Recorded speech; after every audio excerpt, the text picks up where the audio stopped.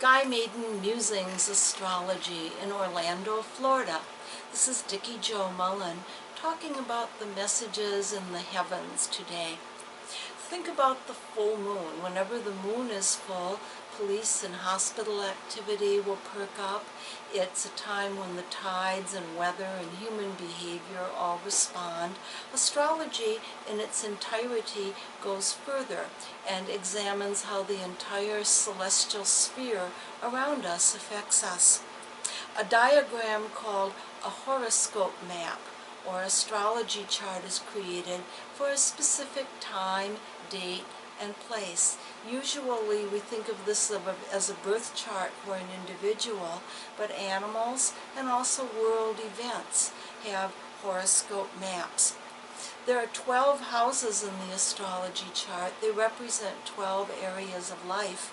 We're going to be speaking about the 4 angles today, houses 1, 4, 7, and 10. Those are the most important houses. They show what one will always get. The first house represents the beginning and the self. This is also the ascendant or the rising sign. Who are you? The ascendant or first house of the birth chart will answer that. The 4th house of the birth chart represents heritage and backgrounds, parents, past lives, if one believes in esoteric astrology or spiritual astrology. What drew you into this lifetime? Your roots, your background. We all have to get started somewhere, and the 4th house of the horoscope reveals that. The 7th house is relationships, business as well as personal. Who are you in relation to others? Who are you together with a significant other or team worker? The 10th house of the birth chart is the high noon position, the top. And of course the horoscope looks like a clock because astrology is all about time and place. The 10th house is fame and fortune. What kind of an impact do we make on the world? What is the reputation like? And ultimate accomplishment is shown at the zenith or top of the birth chart. In addition to the houses of the horoscope, there are many planetary cycles. The Earth and the other planets go around and around the sun and move through the signs of the Zodiac. Think of the seasons of the year in order to understand how this works. Springtime is different than wintertime or midsummer. All of that's astrology. One of the most interesting and significant of the astrological cycles involves the planet Saturn. Saturn is the ringed planet. It represents parameters, health, reality check, and time. Saturn takes about 28 to 29 years to go completely around the sun, and as it does in relation to a birth chart, it makes different aspects to the position it was in when you were born. Age 7, Saturn will square its natal place. That's when people lose teeth and when they begin school. It represents separation from the early babyhood years of life and beginning to socialize and be a little bit responsible for ourselves. At age 14, Saturn will oppose its natal place. Opposition is just like it sounds. That's peer pressure. A lot of people get involved in negative situations with others. Still others will learn more from others and even begin a career early around age 14. It's a critical turning point. Unfortunately, if the natal chart shows a tendency toward being a victim of any type, a lot of bullying seems to take place around this age range.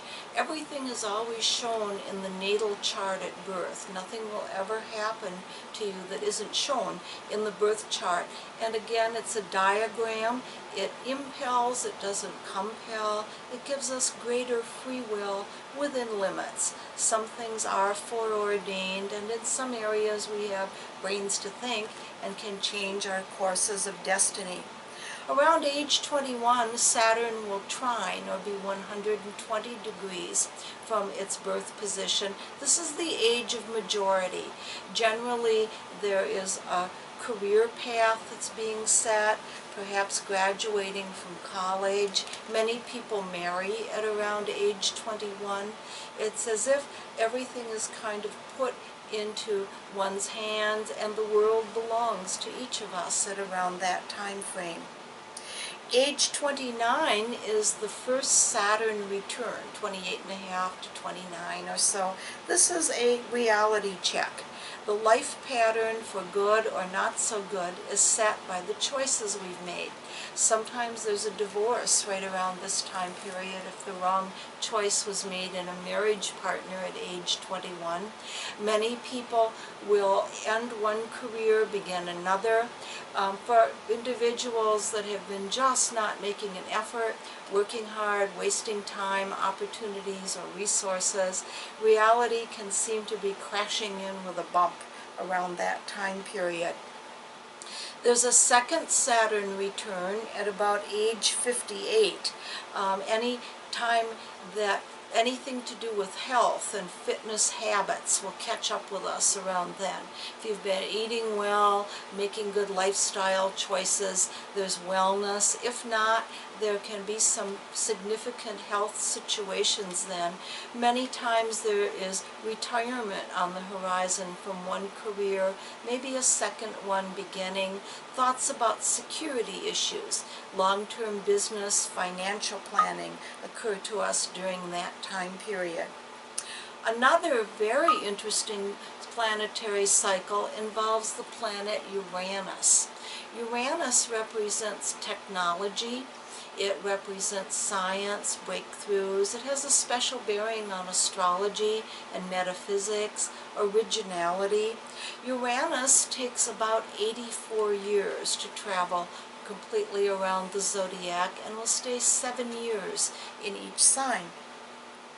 And the planet Uranus at age 19 will square its natal place. That's kind of a rebellious age. At that time there is sort of a transition between childhood and young adulthood, and often people have to learn through their own experiences, their own mistakes and choices.